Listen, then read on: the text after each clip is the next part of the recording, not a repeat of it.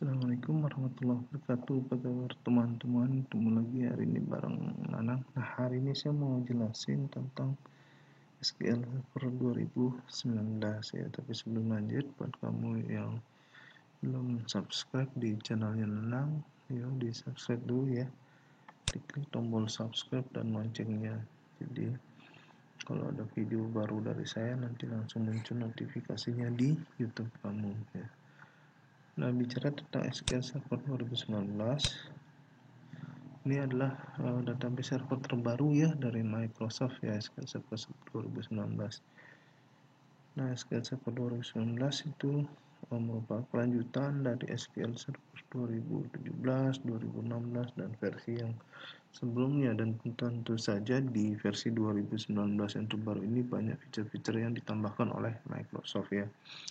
Nah, beberapa fitur terbaru di SQL Server 2019 itu adalah, yang pertama adalah Big Data Cluster dengan Apache Spark dan HDFS ya. Ini merupakan fitur terbaru yang belum pernah ada di SQL Server versi sebelumnya ya. Kemudian berikutnya itu adalah Data Virtualization ya, untuk integrasi external data source ya.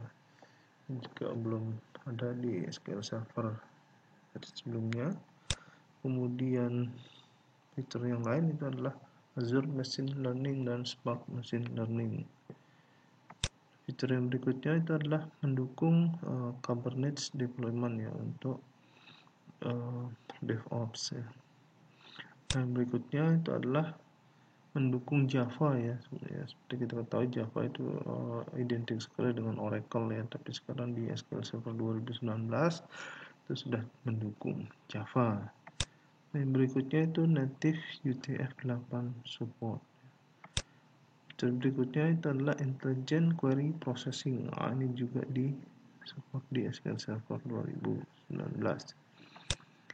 Nah, fitur berikutnya yang didukung di SQL Server 2019 itu adalah in-memory database untuk persistent memory support. Yang berikutnya itu adalah accelerate database recovery ya. Jadi database recovery jauh lebih cepat di SQL Server 2019. Nah, berikutnya adalah VDR ke Azure. Jadi kamu bisa melakukan backup ya, disaster recovery ke Azure ya, cloudnya Microsoft ya. Dan berikutnya itu adalah mendukung encrypted dengan secure enclave, jadi lebih aman ya. Nah, kemudian juga ada data classification dan auditing, itu juga fitur terbaru dari SQL Server 2019. Berikutnya itu adalah vulnerability assessment, itu juga didukung di SQL Server 2019. Berikutnya itu adalah notebook support untuk transaksi SQL, Python, bahasa R, dan juga sekarang di Azure Data Studio. Kemudian juga SQL Server 2019 itu mendukung SQL Server Analysis Services Direct Query ya. Nah, yang berikutnya tentu saja apa yang ada di SQL Server 2017 dan ada di SQL Server 2019 itu tentu saja didukung di SQL Server 2019. Nah, sebagai kilas balik, di SQL Server 2017 itu sudah bisa berjalan di atas sistem operasi Linux ya, baik itu Linux Enterprise Red Hat ya, kemudian SUSE Linux Enterprise dan juga Ubuntu ya.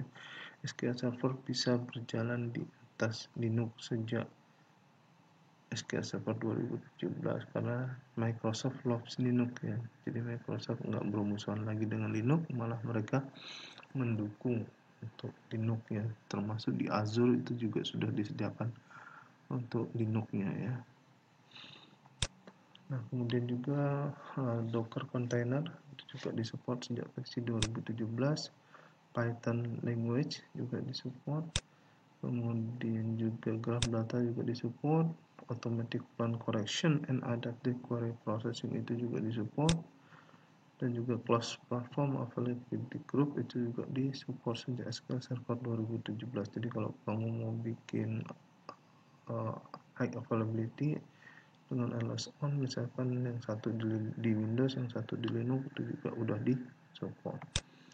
Nah, kemudian juga Power BI reporting ya, baik untuk yang on-premise maupun yang ada di cloud, juga disupport di SQL Server 2017 dan ikut terbawa di versi 2019. Dan juga akses ke Power BI report server.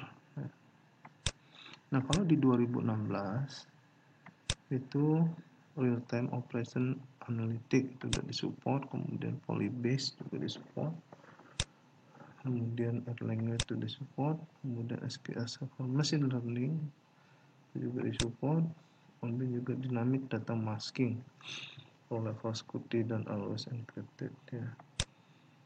Kemudian end-to-end mobile BI itu yang disupport di SQL Server 2016 dan juga di SQL Server 2019. Nah, SQL Server 2019 ini ada 3 edisi ya. Yang pertama itu ada namanya SQL Server 2019 Express atau SQL Server Web Edition ya. Kemudian ada SQL Server yang Standard Edition dan ada SQL Server Enterprise Edition. Nah, kita lihat apa sih fiturnya satu persatu ya. Nah, kalau di SQL Server versi Express Edition atau Web Edition itu mendukung hingga 16 core CPU ya. Kemudian memori didukung sampai 64 GB, kemudian in-memory LDP dan column store, dan juga end-to-end encryption with secure enclaves. Kemudian juga full transact SQL service area ya. Dan juga support untuk Linux dan Windows Container ya di SQL Server 2019 Express Edition. Dan juga UTF-8 karakter encoding itu di Express Edition atau Web Edition. Nah, kita lihat selanjutnya di data classification and auditing juga disupport di versi Express. Nah, kita lihat di Standard Edition ya. SQL Standard Edition 2019 itu mendukung sampai 24 core CPU. Ya, selain itu juga sampai 128 GB memori dan big data cluster itu juga disupport. Kemudian data virtualization melalui Polybase, kemudian enhanced in-memory performance, dan juga automatic intelligent database tuning, serta Azure Data Studio with Notebook support. Nah, ini yang disupport di SQL Server 2019 ya, termasuk apa yang juga ada di Express ataupun Web Edition itu juga disupport di SQL Server 2019 standar. Nah, di versi yang paling tinggi ya di SQL Server 2019 Enterprise itu mendukung unlimited core of CPU ya, artinya seberapa banyak CPU core yang ada di hardware kamu itu disupport oleh SQL Server 2019 Enterprise, jadi dibatasi oleh hardware ini ya ceritanya. Nah, kemudian juga unlimited memory ya, dan juga industrial leading performance dengan scalability yang tidak tertandingi. Kemudian juga unlimited virtualization benefit juga disupport. Kemudian petabyte scale data warehousing, kemudian business critical HA on Windows and Linux ya. Kemudian low TCO with VDR replica yang bisa ke Azure seperti itu ya. Dan juga akses to Power BI report server.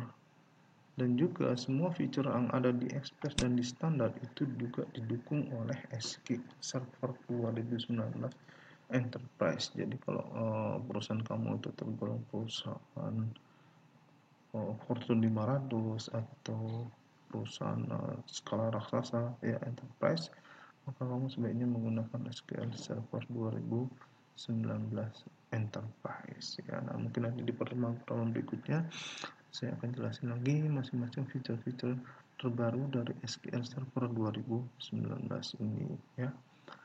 Oke, mungkin itu dulu pertemuan kita hari ini membahas tentang SQL Server 2019. Nah, buat kamu yang udah nonton video ini, ya kamu bisa kasih like, kemudian komen kamu tentang video ini saya tunggu, dan share video ini, bagi video ini bagikan ke teman-teman kamu agar mereka belajar juga apa yang kamu ketahui. Dan kamu bisa kunjungi blog saya, linknya ada di video ini juga.